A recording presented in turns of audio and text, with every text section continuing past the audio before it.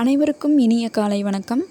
முருகனை வேண்டி தைப்பூச திருநாளன்று ஒரு நாள் மட்டும் விரதம் இருப்பவர்கள் இதனை பின்பற்றி வேண்டுதலை வைக்கும் பொழுது அடுத்த தைப்பூசத்திற்குள் கண்டிப்பாக அது நிறைவேறும். அந்த விரதத்தை எவ்வாறு இருப்பது, என்ன மந்திரம் கூறுவது, எப்படி கடைபிடிப்பது அப்படிங்கிறது இந்த வீடியோவில் பார்க்கலாம்.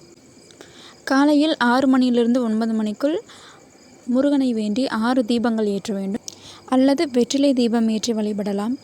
நெய் வைத்தியமாக முருகனுக்கு பால், தேன், பால் பாயாசம் போன்றவற்றை நெய் வைத்தியமாக வைக்கலாம்.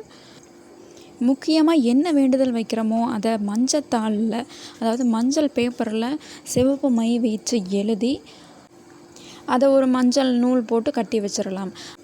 அதை கூட மறக்காமல் ஒரு மாமர குச்சியோ அல்லது மருதாணி குச்சியோ அல்லது வேப்பமர குச்சியோ ஏதோ ஒரு குச்சியை வச்சு அந்த பேப்பரையும் சுற்றி முருகர் படத்தில் வச்சு சாமி கும்பிடணும். முக்கியமாக முருகனுக்கு உகந்த மூல மந்திரத்தை 108 தடவை உச்சரிக்க வேண்டும்.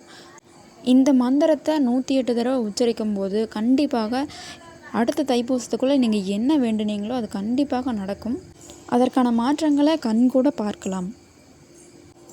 மேலும் முருகர் ஆலயத்துக்கு, அதாவது குகை கொண்ட ஆலயத்துக்கு, திருச்செந்தூர் அல்லது சுவாமிமலை அல்லது பழனிமலை, இந்த மாதிரி முருகர் கோவிலுக்கு சென்று முருகனுக்கு ரொம்ப பிடிச்ச சந்தனம், விபூதி, நெய் இது மாதிரியான பொருட்களை முருகனுக்கு அலங்கரிக்கிறதுக்காக நிறைய பேர் பால் காவடி எடுப்பாங்க, பால் குடம் எடுப்பாங்க.